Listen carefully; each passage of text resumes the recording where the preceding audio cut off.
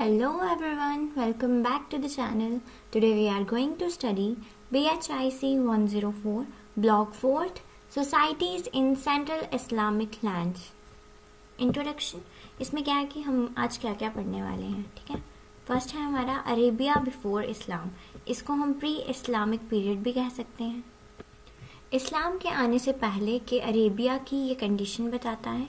Tribal inhabitant. Arabia में अलग अलग अरब कबीले मतलब ट्राइब्स रहते थे. एज ऑफ जहिलिया. इस पीरियड को एज ऑफ इग्नोरेंस जहिलिया का दौर कहा जाता है. इसका मतलब है कि उस वक्त लोग डिवाइन गाइडेंस मॉरल लॉज और एक खुद की इबादत से अनजान थे. ठीक है. Geography of Arabia. अरेबिया की फिजिकल और इन्वायरमेंटल कंडीशंस ऐसी थीं. First, desert region. अरेबिया के ज़्यादातर हिस्सा सूखा और डेजर्ट था. Important features. यहाँ के वेदर और लैंड की खासियत कैसी थी. Hot climate. मौसम बेहद गर्म और ड्राई रहता था. Large deserts. दूर दूर तक बड़े बड़े रेगिस्तान फैले हुए थे जैसे रबल खाली. Limited water sources. पानी के सोर्सेस बहुत कम थे.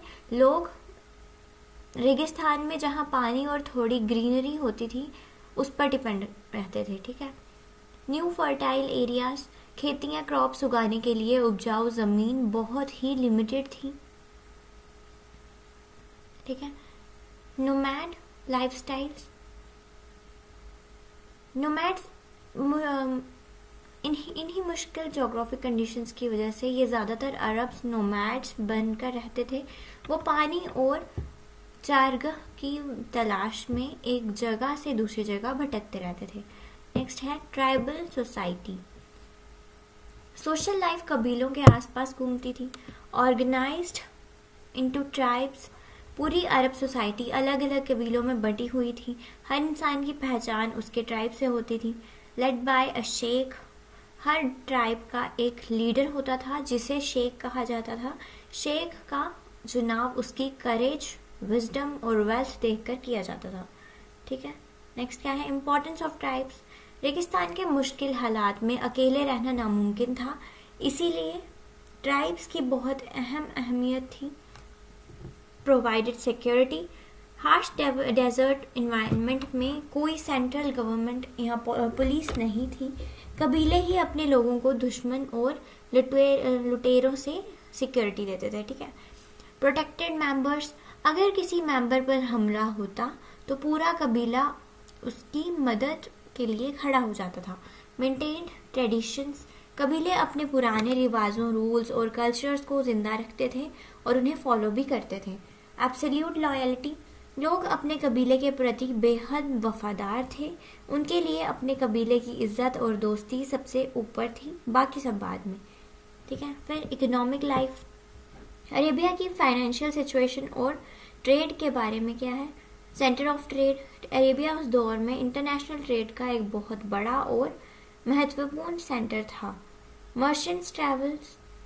यहाँ के मर्चेंट्स जो व्यापारी कारवान में लंबी दूरियां तय करते थे वो इन बड़े रीजन्स के बीच ट्रेड करते थे. ठीक है. इंडिया जहाँ से स्पाइसेस और टेक्सटाइल्स आते थे. पर्शिया, ईरान और उसके आसपास के इलाके.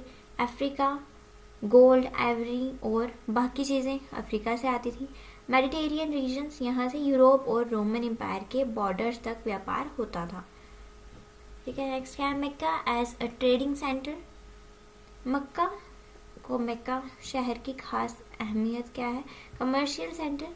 मक्का सिर्फ एक रिलीजियस जगह नहीं बल्कि एक बहुत बड़ा व्यापारिक सेंटर बन गया था. ये मेजर ट्रेड रूट्स के बीच में स्थित था. Global visitors. दुनिया के अलग अलग कोनों और रीजन से बड़े बड़े मर्चेंट्स यहाँ आते थे जिससे शहर की वेल्थ और इन्फ्लुएंस बहुत बढ़ गया था. ठीक है. फिर क्या है. रिलीजन बिफोर इस्लाम. ठीक है. इस्लाम के आने से पहले अरेबिया में धार्मिक स्थिति ऐसी थी. कैसी थी. फर्स्ट है बिलीफ इन मैनी गॉड्स. ज़्यादातर अरब से एक भगवान को नहीं बल्कि बहुत सारे देवी देवताओं को मानते थे. पॉलीथीज्म. कई सारे भगवानों की पूजा करने के इस बिलीफ को, इस विश्वास को पॉलीथीज्म मतलब बहुदेववाद कहा जाता है। खब्बा एज अ रिलीजियस सेंटर। मक्का में स्थित खब्बा उस दौर में भी सबसे बड़ा और महत्वपूर्ण रिलीजियस सेंटर था। आइडल्स इनसाइड खब्बा, अगर अलग अलग कबीले अपने अपने भगवान की मूर्तियां खब्बा के अंदर रखते थे, उस वक्त वहाँ लगभग 360 मूर्तियां थीं। ठीक है। Other religion,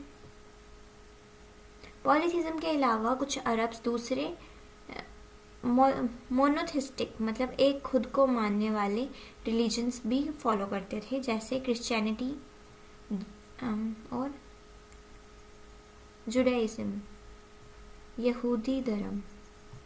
okay, social condition. Pre Islamic society मतलब इस्लाम से पहले का समाज में बहुत सारी सोशल इवल्स और प्रॉब्लम्स थी। फीचर्स उनके, ट्राइबल कन्फ्लिक्ट्स, कबीलों के बीच आपस में छोटी मोटी बातों पर हमेशा लड़ाइयाँ और दुश्मनी चलती रहती थी, जो पीढ़ी दर पीढ़ी तक चलती रही। ठीक है। सोशल इनइक्वालिटी, समाज में सभी को बराबर का दर्जा नहीं था। अमीर और पावरफुल कबीलों का दबदबा था, जबकि कमजोरों को दबाया जाता था।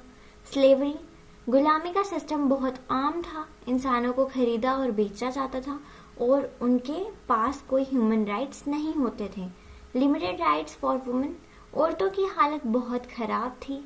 उन्हें प्रॉपर्टी या विरासत में कोई हक नहीं मिलता था। कुछ कबीलों में लड़कियों का जन्म को बुरा माना जाता था। ठीक है। फिर लाइफ ऑफ प्रॉफिट मोहम्मद, इस्लाम की शुरुआत और उनके फाउंडर के बारे में बेसिक फैक्ट्स। ठीक है। फाउंडर ऑफ इस्लाम कौन थे? प्रॉफिट मोहम्मद थे। बर्थ उनका जन्म 570 CE में मक्का शहर में हुआ था। ठीक है। अर्ली लाइफ, प्रॉफिट मोहम्मद की शुरुआत जिंदगी ऐसी थी, कैसी थी? क्वाश ट्राइब, आप मक्का के सबसे पावरफुल और रिस्पेक्टेड कबीले क्वाश से बिलोंग करते थे। कौन? मक्का प्रॉफिट मोहम्मद। बचपन में ही इनके पेरेंट्स की डेथ हो गई थी। पहले इनके ग्रैंडफादर और फिर उनके अंकल ने इनको पाला। ठीक है। वर्कड एज ए मर्चेंट, इन्होंने बड़े होकर एक मर्चेंट के रूप में काम किया। ट्रेडिंग कैरावान्स के साथ सैरा और बाकी जगहों पर जाते थे। ऑनेस्टी एंड कैरेक्टर, अपने बिजनेस और डेली लाइफ में इतने सच्चे थे कि लोग इनको अल अमीन, द ट्रस्टवर्दी, अमेनेटार, एज सकीद, द ट्रुथफुल, सच्चा एक कहकर पुकारते थे। ठीक है। फर्स्ट रिविलेशन, इनको पहली बार डिवाइन गाइडेंस कैसे मिली? एज ऑफ 40, जब इनकी एज 40 साल के हुए, तब इनको मतलब गॉड मतलब अल्लाह की तरफ से पहली संदेश मिला था। ठीक है। एंजल गैब्रियल, ये संदेश इनको एंजल गैब्रियल के जरिए हीरा नाम की केव में मिला था। द कुरान, ये डिवाइन मैसेज वक्त वक्त पर आते रहे और बाद में इन्हीं को कंपाइल करके कुरान बनी, जो इस्लाम की सबसे होली बुक मानी जाती है। ठीक है। ताहिद का मतलब होता है सिर्फ एक अल्लाह की इबादत करना। इक्वालिटी, सभी इंसान बराबर हैं, कोई अमीर गरीब या ट्राइबल भेदभाव नहीं। सोशल जस्टिस, गरीबों, ऑर्फन्स और विडोज की मदद करना। ठीक है। फिर main teaching of Islam, prophet Muhammad ने जो मुख्य बातें सिखाई वो क्या क्या है? बिलीफ इन वन गॉड, इसका मतलब है सिर्फ एक भगवान की उन्हीं को मानना। फिर इक्वालिटी, खुदा की नज़र में सभी इंसान को बराबर मानना। चैरिटी, गरीबों और ज़रूरतमंदों की हमेशा मदद करनी चाहिए। ऑनेस्टी, हमेशा सच बोलो। जस्टिस, लोगों के साथ हमेशा न्याय और फेयर तरीके से बर्ताव करना। पीस एंड कंपैशन, दूसरों की इज्जत करनी चाहिए और उनके प्रति दयालु रहना चाहिए। ठीक है। कंपैशन। नेक्स्ट है अपोजिशन इन मक्का। ठीक है। जब प्रॉफिट मोहम्मद ने इस्लाम का पैगाम देना शुरू किया था तो मक्का के बड़े लीडर्स ने उनका अपोज किया। रीजंस क्या क्या थे? फेयर ऑफ लूजिंग पावर, कि अपनी पावर्स वो लूज़ ना कर दें। थ्रेट टू ट्रेडिशनल बिलीव्स पे उनको थ्रेट था। मुस्लिम्स फेस्ड परसिक्यूशन, ठीक है। फिर आ गया हिजरा। जुल्म जब हद से बढ़ गया तो मुस्लिम्स ने मक्का छोड़ने का फैसला किया। AR 622 CE प्रॉफिट मोहम्मद और उनके साथियों ने 622 CE में मक्का से मदीना शहर की तरफ सफ़र किया। हिजरा, मक्का से मदीना जाने की इस हिस्टोरिकल माइग्रेशन को हिजरा कहा जाता है। इस्लामिक कैलेंडर, ये इवेंट इतना इम्पोर्टेंट था कि इस्लामिक कैलेंडर की शुरुआत इसी साल से हो गई। मदीना पहुंचने के बाद हालात पूरी तरह बदल गए। Religious and political leader, Medina में प्रॉफिट मोहम्मद सिर्फ एक धार्मिक गुरु नहीं बल्कि उन्होंने वहाँ के political leaders, political head, rulers भी बना दिया गया उनको। ये सब मतलब पॉलिटिकल हेड जो है, रूलर है वहाँ का, उनको बना दिया गया। उन्होंने शहर के एडमिनिस्ट्रेशन संभाला। मुस्लिम कम्युनिटी, वहाँ पहली बार एक ऑर्गेनाइज्ड मुस्लिम कम्युनिटी बनी जहाँ सभी कबीलों के और लोग आपस में भाईचारे मतलब ब्रदरहुड के साथ रहने लगे। फिर रिटर्न टू मक्का, 630 CE में बहुत बड़ी आर्मी के साथ मक्का में पीसफुली बिना किसी बड़े खून खराबे के एंटर किया गया।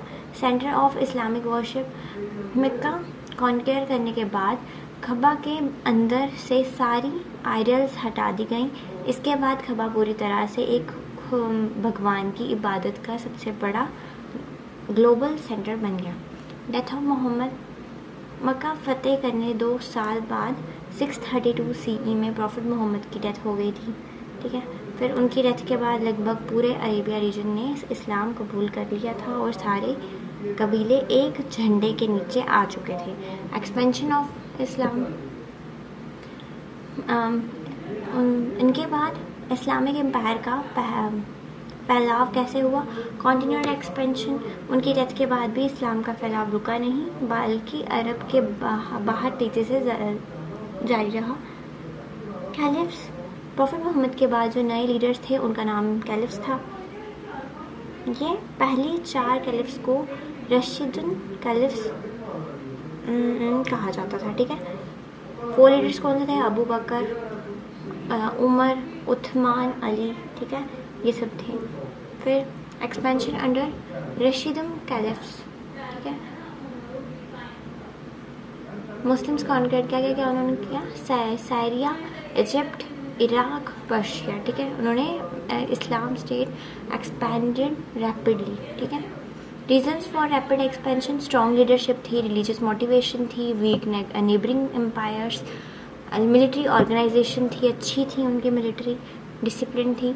Umayyad caliphate, after the Rashidun period Umayyad dynasty आ गई, ठीक है। इसकी कैपिटल क्या थी? दमस्कस। अचीवमेंट्स क्या थी? Umayyads, expansion of empire, extend कहाँ हुआ? Spain in the west, central Asia and the east. ये सबसे लार्जेस्ट एम्पायर बना था हिस्ट्री में। एडमिनिस्ट्रेटिव रिफॉर्म्स क्या थे? इससे क्या इम्प्रूव किया? Tax collection, government in administration, communication system, development of cities. Many cities grew as centres of trade and culture के नाम पे बहुत सारी सिटीज़ ग्रू करी थी। वीकनेसेस, सम पीपल अपोज, कुछ लोगों ने इस रूल का अपोज किया था क्योंकि ruler favoured Arabs over non Arabs, ठीक है। This eventually Weeknd the dynasty, इसकी वजह से डायनेस्टी बहुत वीक हो गई। फिर आ गया अब्बासिद कैलिफेट। उमैयद्स के बाद एक नया और बहुत मजबूत दौर आया, जिसने उमैयद्स को रिप्लेस कर दिया। और इसकी कैपिटल क्या थी? बगदाद, ठीक है। ये one of the world's greatest cities में से एक थी। ये किसके लिए फेमस थी? लर्निंग, साइंस, ट्रेड, कल्चर, ठीक है। गोल्डन एज क्या कब था इस्लाम का? अब्बासिद पीरियड जो था उसको golden age of Islamic civilisation कहा जाता है। इसकी अचीवमेंट्स क्या थी? साइंस में मुस्लिम स्कॉलर्स ने क्या एडवांस किया? मैथमेटिक्स, एस्ट्रोनॉमी, मेडिसिन, लिटरेचर में बहुत सारी बुक्स उन्होंने लिखी और ट्रांसलेट की। एजुकेशन में स्कूल और लाइब्रेरीज़ को एक्सपैंड किया। ट्रेड जो था वो फ्लोरिश्ड हुआ कहाँ तक? एशिया, अफ्रीका और यूरोप तक। हाउस ऑफ विजडम ये कहाँ पे है? Baghdad became a famous centre of learning. Scholars translated knowledge from Greek, Persian, Indian sources. ठीक है। इस्लामिक सोसाइटी ये डाइवर्स थी और इंक्लूडेड मैनी एथिक ग्रुप। ठीक है। Social group, ruling class, caliphs and government officials, उनको क्या कहते हैं? वो रूलिंग क्लास थी। स्कॉलर्स, रिलीजियस और एजुकेशनल लीडर्स। मर्चेंट कौन थे? जो इम्पोर्टेंट रोल ट्रेड में प्ले करते थे। आर्टिसंस जो गुड्स और क्राफ्ट्स प्रोड्यूस करते थे। फार्मर्स जो लार्ज पार्ट ऑफ पॉपुलेशन थे। कहाँ गया? ठीक है। फिर पोजीशन ऑफ वुमेन क्या थी?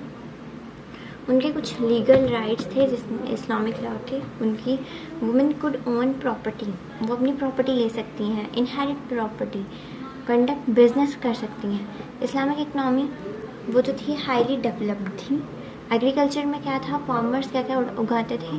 वीट उगाते थे, राइस उगाते थे, डेट्स उगाते थे, कॉटन उगाते थे। ठीक है।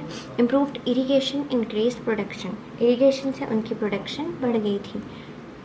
फिर ट्रेड में जो उनका ट्रेड जो था वो बहुत स्ट्रॉन्गेस्ट पार्ट था इस्लामिक इकनॉमी का। Major trade routes Asia, Africa, Europe. Goods traded, क्या क्या चीज़ वो ट्रेड में करते थे? इंपोर्ट क्या क्या करते थे? Silk, spices, precious stones. Export textiles, metal goods, glassware.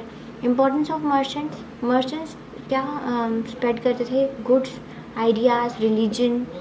ठीक है। Islamic culture and civilisation, Islamic civilisation made important contribution to world history. World history में उसने बहुत बड़ा इम्पॉर्टेंट कंट्रीब्यूट किया हुआ है। आर्किटेक्चर में फेमस स्ट्रक्चर क्या क्या बनाए? मॉस्क्स बनाए हैं, पैलेसेस बनाए हैं। फिर पब्लिक बिल्डिंग्स बनाई हैं जैसे कि grand mosques and beautiful domes. Art में, इस्लामिक आर्ट में क्या क्या है? Calligraphy, geometric designs, decorative patterns. Literature में important works were written in Arabic and Persian. Science and technology, Muslim scholars contributed to mathematics, medicines, astronomy, geography. उनकी जो discoveries थी उन्होंने किस किस को इन्फ्लुएंस किया? ये डिस्कवरीज बाद में इन्फ्लुएंस करी सिविलाइजेशन से। इस्लामिक सेक्ट्स आफ्टर मोहम्मद की डेथ के बाद disagreements arose about leadership. This led to the development of different sects, अलग अलग सेक्ट्स का डेवलपमेंट फिर होने लगा। Sunni the largest group of Muslims, ये सबसे बड़ा ग्रुप है किसका? मुस्लिम का। इनका क्या मानना था? कैलिफ जो है वो किसके द्वारा चूज़ करना चाहिए? कम्युनिटी के द्वारा।